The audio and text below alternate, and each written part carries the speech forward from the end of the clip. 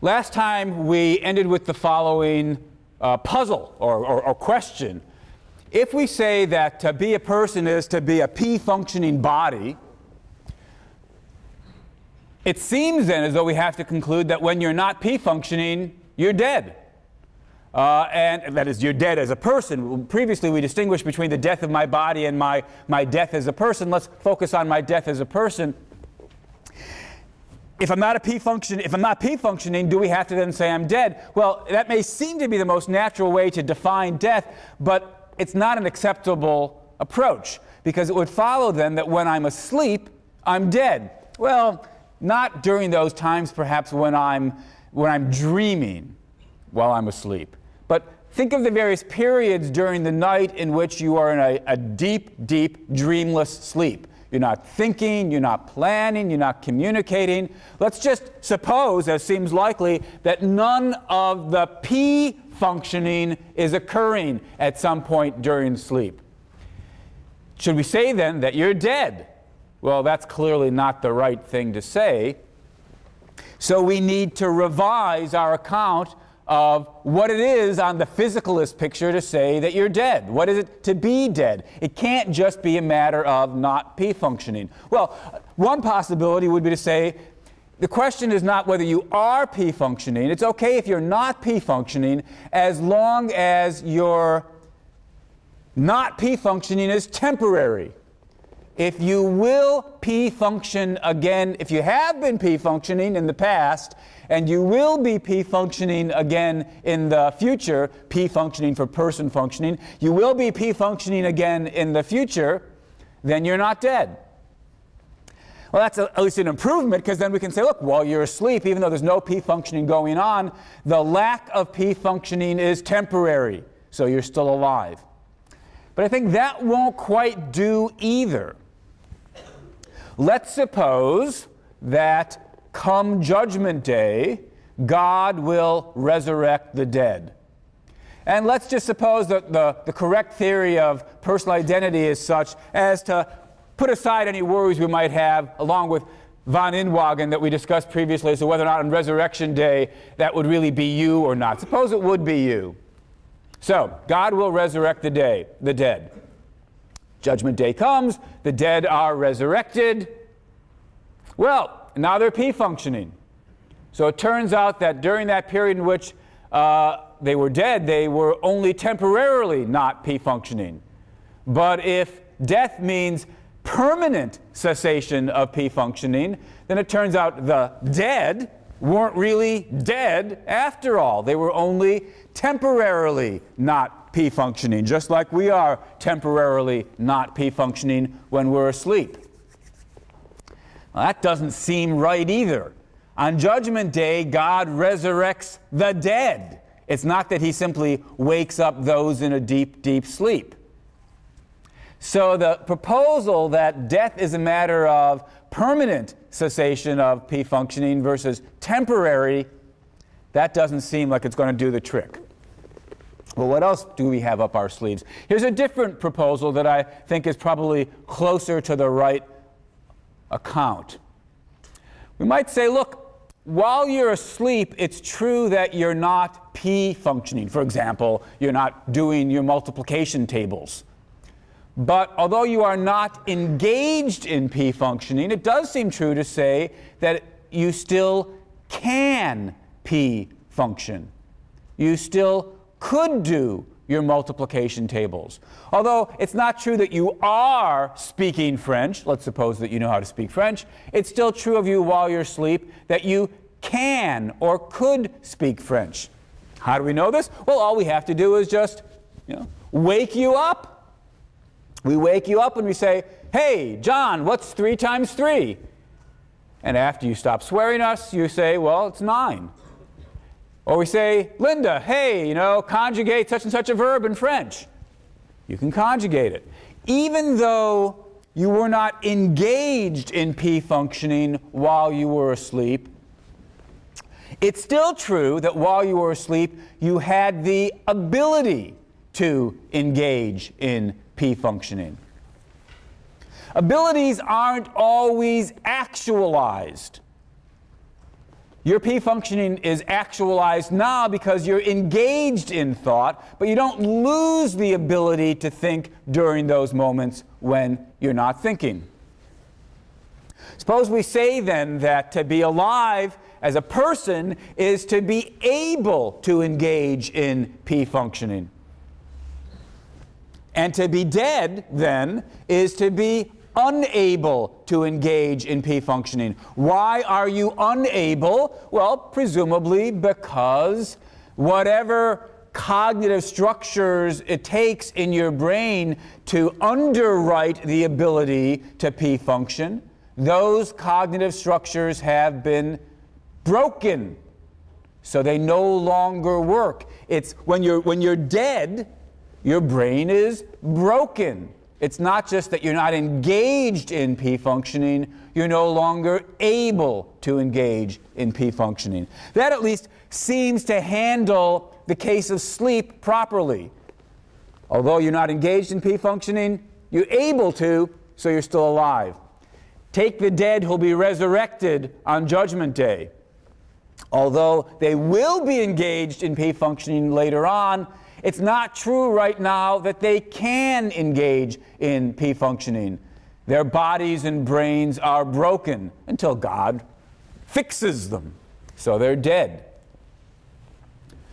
All right, that seems to give the right answer, and in fact it gives us some guidance how to think about some other puzzling cases. Take somebody who is in a coma, not engaged in P functioning. Their body, let's stipulate, is still alive. Their heart's still beating, the lungs are still breathing, and so forth. But we wonder, is the person still alive? Does the person still exist? Well, they're not engaged in P functioning. That's pretty clear. We want to know, can they engage in P functioning? Now, at this point, we'd want to know more about the underlying mechanics about what's gone on in the case of the coma. If the following is the right description, then we perhaps should say that's still alive. Look, when somebody's asleep, we need to do something to, in effect, wake them up. Something to turn the functioning back on.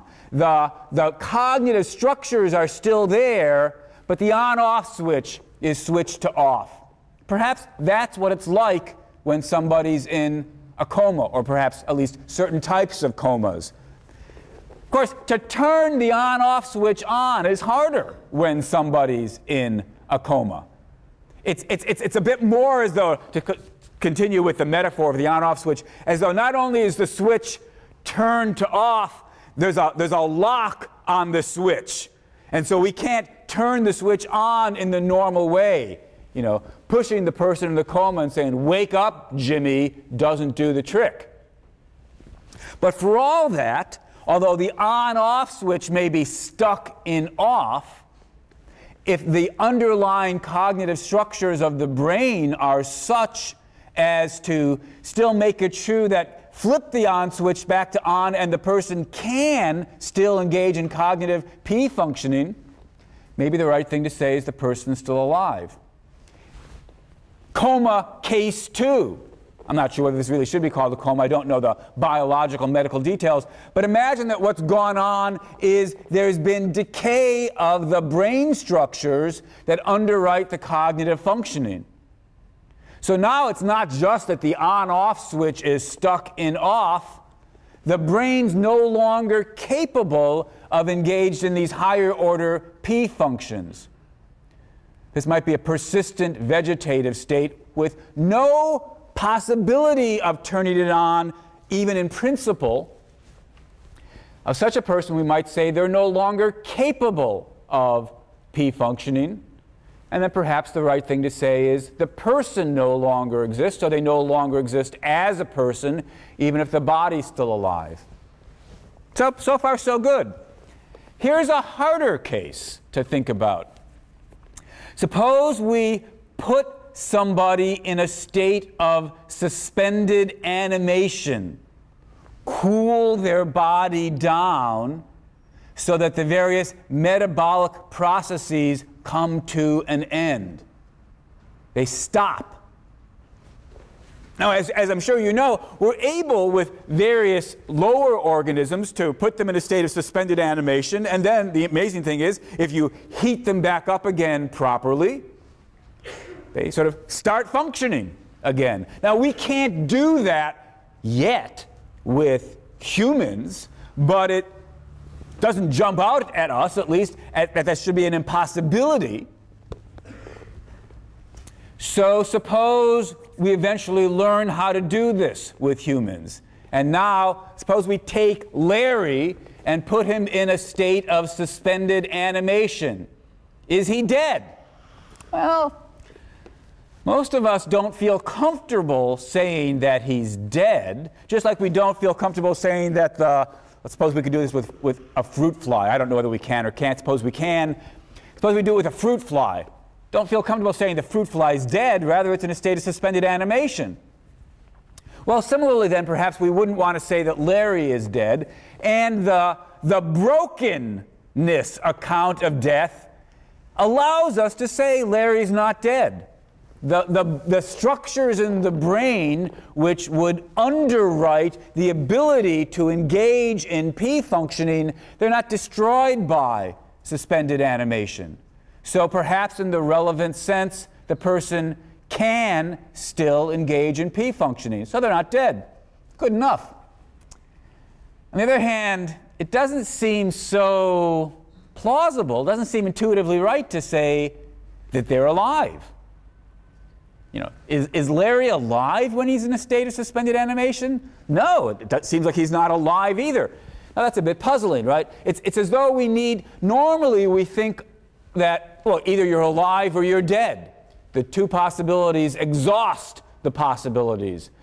But thinking about suspended animation suggests that we may actually need a third category. Suspended, neither alive nor dead. Well, all right. If we do introduce a third possibility, I'm not sure this is the right thing. It's not clear what's the right or best thing to say about suspended animation, but at least that doesn't seem like an unattractive possibility. If there are three possibilities, dead, alive, or suspended, to be dead, we can still say you've got to be broken, incapable of P functioning. Suspended isn't broken. It's just suspended. But then what do you need to be alive? In addition to not being broken, what do you need to be alive? Well, the initially tempting thing to say is not only aren't you broken, but you're actually engaged in P functioning.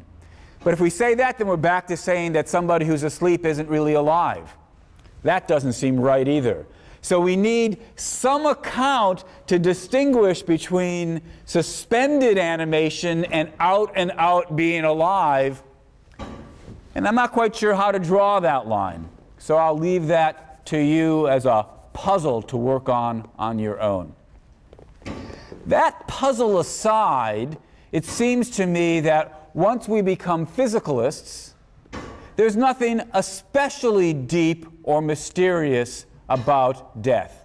The body is able to function in a variety of ways. When some of those lower biological functions are occurring, the body's alive. When all goes well, the body is also capable of engaging in higher order personal P functioning. And then you've got a person. If the body begins to break, you get the loss of P functioning. And at that point, you no longer exist as a person. When the body breaks some more, you get the loss of biological or B functioning. And then the body dies. There's nothing especially mysterious about death, although there may be a lot of details to work out from a scientific point of view. What are the particular processes that underwrite biological functioning? What are the particular processes that underwrite personality or person functioning? Still, there are a couple of claims about death that get made frequently enough, about death being mysterious in one way or another, that I want, or special or unique, that I want to focus on. In effect, from the physicalist point of view, although death is unique because it sort of comes at the end of this lifetime of various sorts of functions, there's nothing especially puzzling, nothing especially mysterious, nothing especially unusual or hard to grasp about it. But there are a handful of claims that people make about death, suggesting that they think, and they think we all think, that death is mysterious or unique or hard to comprehend. And I want to examine a couple of these. One of them I'll get to later, if not later today, then next lecture. Sometimes people say that we die alone, or everybody dies alone. And this is supposed to express some deep insight into the nature and uniqueness of death. So although we're able to eat meals together, we're able to go on vacations together and take classes together, death is something we all have to do by ourselves. That's the claim. We all die alone. That's a claim I'll come back to. What I want to look at first is the suggestion that somehow, in some level, nobody really believes they're going to die at all. Now, having distinguished between what we've called the death of the body and the death of the person, the question whether or not you're going to die needs to be distinguished. The question whether or not you believe you're going to die needs to be distinguished. If somebody says, nobody really believes they're going to die, they could mean one of two things. They could mean nobody really believes they're going to cease to exist as a person. First possibility. Second possible claim, nobody really believes they're going to undergo the death of their bodies. Let's take these in turn. Is there any good reason to believe that we don't believe that we're going to cease to exist as a person? Well, the most common argument for this claim, I think, takes the following form. People sometimes say, since it's impossible to picture being dead, it's impossible to picture being dead. That is to say, it's impossible to picture your own being dead. Each one of us has to think about this from the first person perspective or something like that. Think about your dying, your being dead. Since that's impossible to picture, that's impossible to imagine, nobody believes in the possibility that they're going to die, that they're going to cease to exist. The idea seems to be that you can't believe in possibilities that you can't picture or imagine. Now that hypothesis, that thesis, that assumption could be challenged. I think probably we shouldn't believe the theory of belief, which says that in order to believe in something, you've got to be able to picture it or believe it. But let's grant that assumption for the sake of argument. Let's suppose that in order to believe in something, you've got to be able to picture it. What then? How do we get from there to the conclusion that I can't believe that I'm going to die, I'm going to cease to exist as a person? Well, the thought, of course, is I can't picture or imagine my death. I can't picture or imagine my being dead. It's important here to draw some distinctions. I can certainly picture being ill. There I am on my deathbed, dying of cancer, growing weaker and weaker. I can perhaps even picture the moment of my death. I've said goodbye to my family and friends. Everything's growing grayer and dimmer. It's growing harder and harder to concentrate. and then there is no and more. The claim, however, is not that I can't picture being ill or dying. The claim's got to be I can't picture being dead. Well, try it. Try to picture being dead. What's it like to be dead? Sometimes people claim it's a mystery. We don't know what it's like to be dead because every time we try to imagine it, we fail. We don't do a very good job. I'm inclined to think that that way of thinking about the question is really confused. You set yourself the goal of trying to put yourself in the situation imaginatively of what it's like to be dead. So I start by trying to strip off the parts of my conscious life that I know I won't have when I'm dead. I won't hear anything. I won't see anything. I won't think anything. And you try to imagine what it's like to not think or feel or hear or see. And you don't do a very good job of it. So you throw your hands up and you say, guess I don't know what it's like. So it must be a mystery. It's not a mystery at all. Suppose I ask, what's it like to be this cell phone? The answer is, it's not like anything. Well, that doesn't mean there's something that it's like to be a cell phone, but different from being anything else. So it's not like anything else. It's a special way of feeling or experiencing. No. Cell phones don't have any experience at all. There is nothing that it's like on the inside to be a cell phone.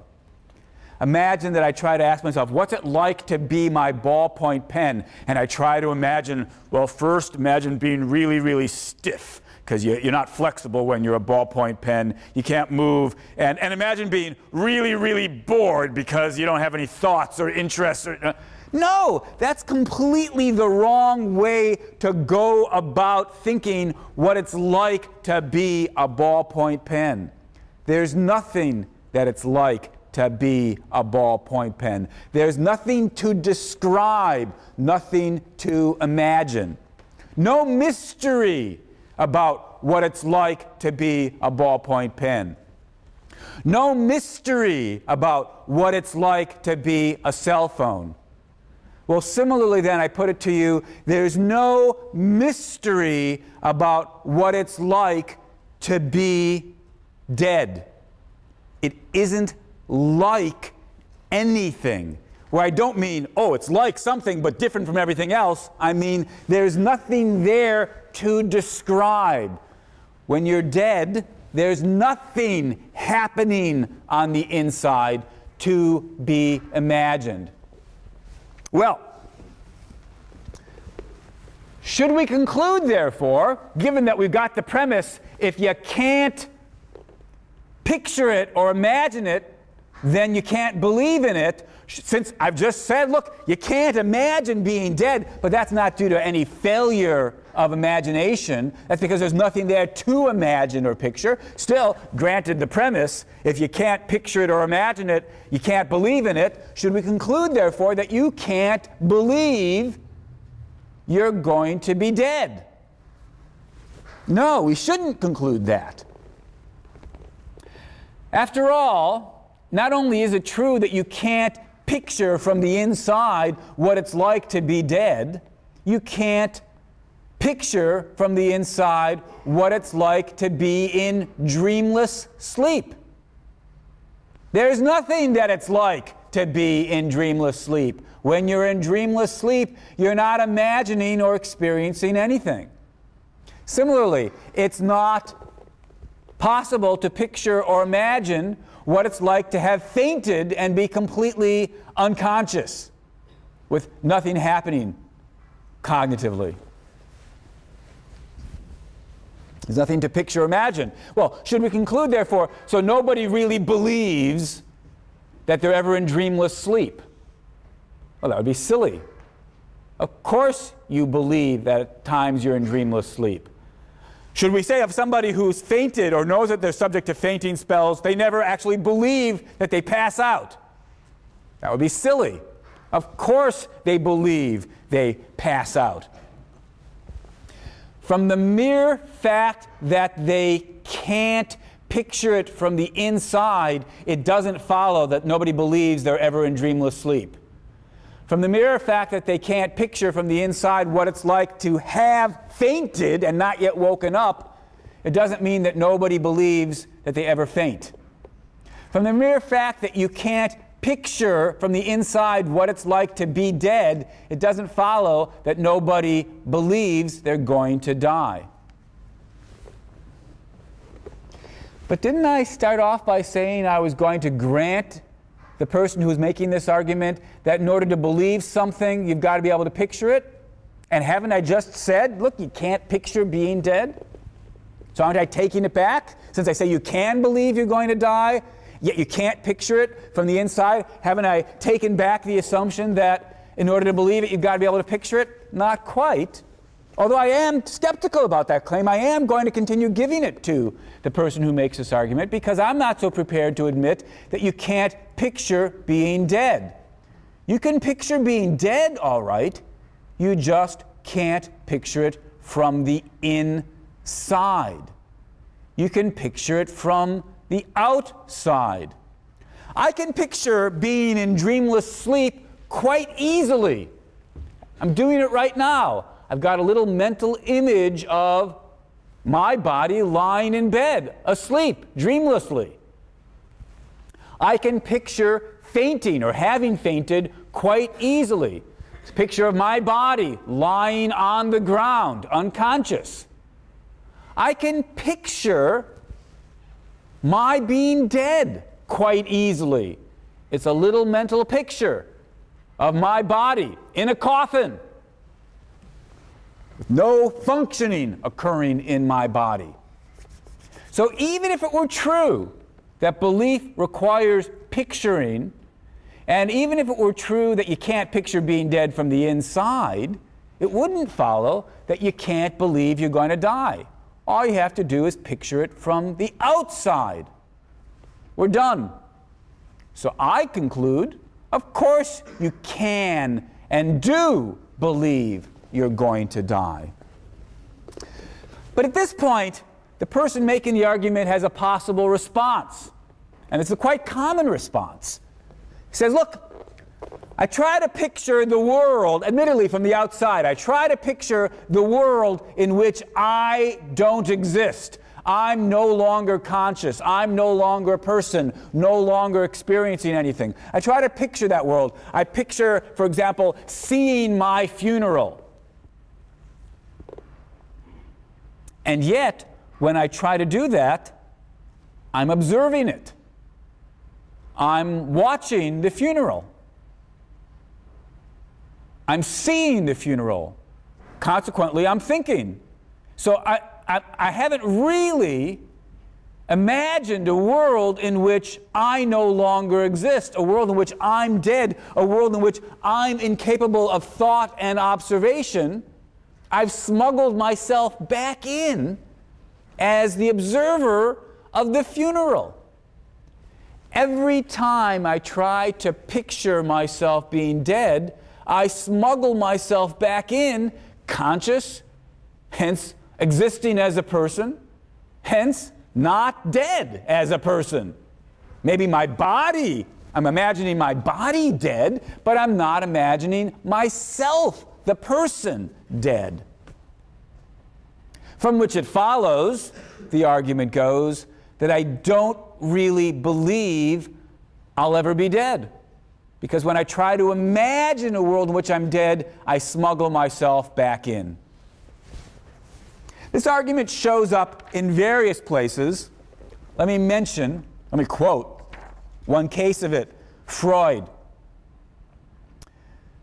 Freud says, I'm quoting from one of the Walter Kaufmann essays that you'll be reading called Death. He quotes Freud. Freud says, "After all, one's own death is beyond imagining, and whenever we try to imagine it, we can see that we really survive as spectators. Thus, the dictum could be dared in the psychoanalytic school. At bottom, nobody believes in his own death. Or, and this is the same, in his unconscious, every one of us is convinced of his immortality." All right, there's Freud. Basically just running the argument I've just sketched for you. When you try to imagine you're being dead, you smuggle yourself back in as a spectator, and so, Freud concludes, at some level, none of us really believes we're going to die. I want to say, I think that argument's a horrible argument. How many of you believe that there are meetings that take place without you? Suppose you're a member of some club, and there's a meeting this afternoon, and you won't be there because you've got to be someplace else. So you ask yourself, do I believe that meeting's going to take place without me? Well, first glance, looks like you do, but here's the Freudian argument that shows you don't really. Try to imagine, try to picture that meeting without you. Well, when you do picture it, you know, there's that room in your mind's eye. You've got a little picture of people sitting around the table, perhaps, discussing the business of your club. Uh-oh, I've smuggled myself in as a spectator.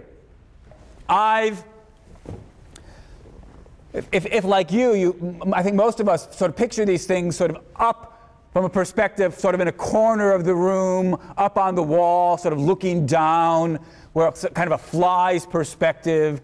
All right, I've smuggled myself in as a spectator. I'm actually in the room after all. So I haven't really pictured the meeting taking place without me. So I guess I don't really believe the meeting's going to take place without me. If Freud's argument for death, that is to say, none of us believe we're going to die, was any good, the argument that none of us believe meetings ever take place without us would have to work as well. But that's silly. It's clear that we all do believe in the possibility, indeed more than mere possibility, the actuality of meetings that occur without us. Even though when I imagine that meeting, I'm, in some sense, smuggling myself in as an observer. From which I think it follows that the mere fact that I've smuggled myself in as an observer doesn't mean that I don't really believe in the possibility that I'm observing in my mind's eye. I can believe in the existence of a meeting that takes place even though I smuggle myself in as an observer when I picture that meeting. I can believe in the possibility of a world without me, even though I smuggle myself in as an observer when I picture that world without me. Freud's mistake, and although I'm picking on Freud, it's not only Freud that runs this sort of argument. One comes across it periodically. Within the last year, a member of our law school here put forward this very argument and said he thought it was a good one. So people think the argument's a good one. It strikes me as it's got to be a bad one. The confusion, the mistake I think people are making when they make this argument, the mistake I think they're making is this. It's one thing to ask yourself, what's the content of the picture? It's another thing to ask, when you look at the picture, are you existing? Are you looking at the picture from a certain point of view? Suppose I hold up a photograph of a beach with nobody on it. All right, am I in that beach as pictured in that photograph? Of course not. But as I look at it, whether in reality or in my mind's eye, I'm looking at it from a perspective. As I think about it, I'm viewing the beach from a point of view which may well be on the beach. somebody draws a painting of a beach. But for all that, that doesn't mean that within the picture of the beach, I'm in the beach.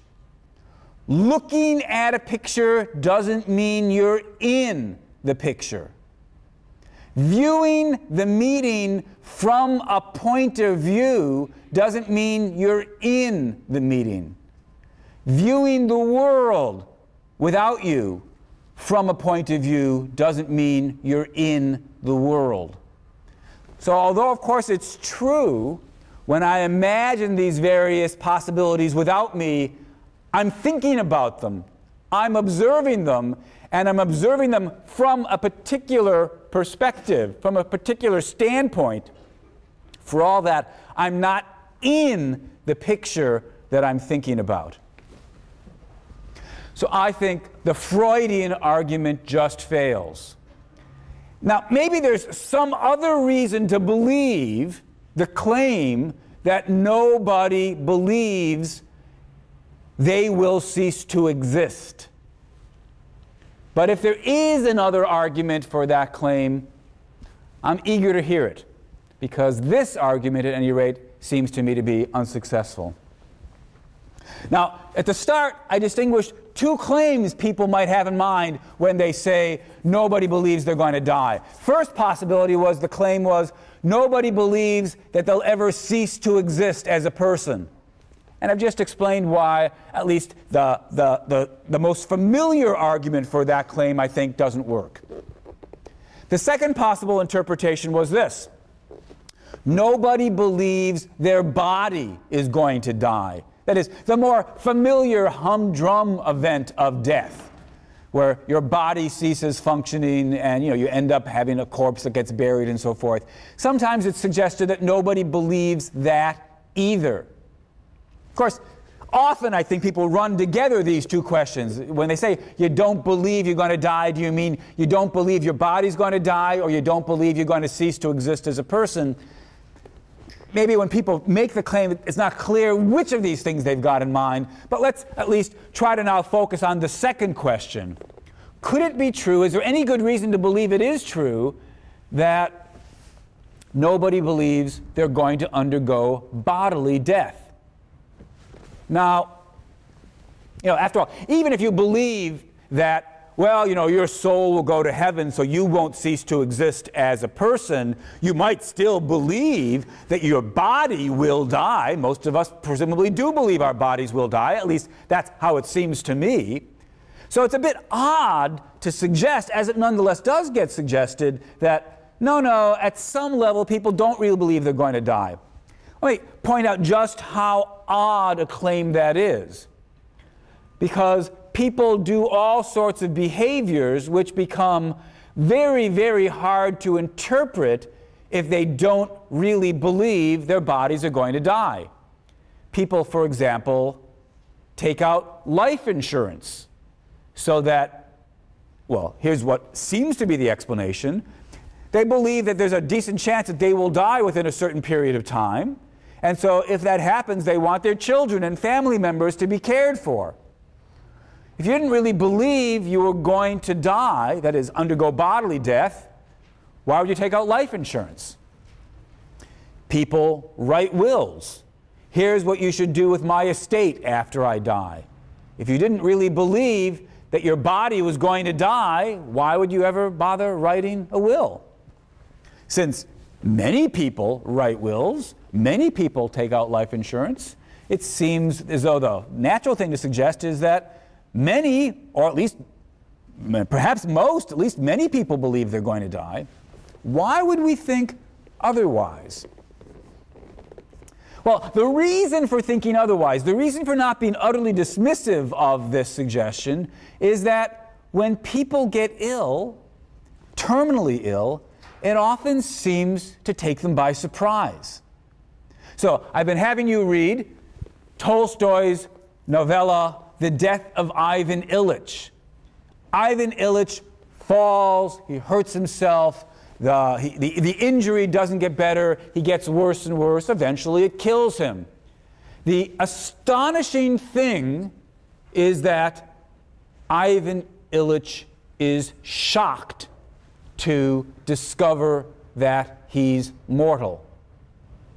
And of course, what Tolstoy is trying to convince us of, what he's trying to argue by illustrating, the claim, I take it, that Tolstoy is making is that most of us are actually in Ivan Illich's boat. We give lip service to the claim that we're going to die, but at some level we don't really believe it. And notice again, just to emphasize the point, the relevant lack of belief here has to do with the death of the body. That's the thing that Ivan Illich is skeptical about. Is his body going to die? Is he mortal in that sense? This is what takes him aback to discover that he's mortal. For all we know, Ivan Illich still believes in souls, believes he's going to go to heaven and so forth. So it's not his death as a person that he's puzzled by. He may not think he's going to die as a person. It's his bodily death that surprises him, his bodily mortality that surprises him. Tolstoy draws a highly realistic and believable portrait of somebody who is surprised to discover that he's mortal. As he puts it, there's a famous syllogism that people learn in their logic classes from Aristotle. All men are mortal. Socrates is a man, so Socrates is mortal. Ivan Illich says, yes, yes, I knew that, but what did that have to do with me? Well, it may be a kind of irrationality. It may be a kind of failure to conduct the logic, but we're not asking, is it rational or irrational to not believe that your body is going to die? We're simply asking, noting the fact that there do seem to be cases where people are surprised to discover that they're mortal. Now, for all that, notice, I presume that Ivan Illich had a will. And for all I know, Ivan Illich had life insurance. So we're in the peculiar situation where, on the one hand, some of Ivan Illich's behaviors indicate that he believed he was mortal, that his body was going to die. And yet, the shock and surprise that overcomes him when he actually has to face his mortality strongly suggests that he's reporting correctly. He didn't believe he was going to die. How could that be? There's a kind of puzzle there as to, even if before we move to the question, how widespread are cases like this, there's a puzzle as to how are we even to understand this case.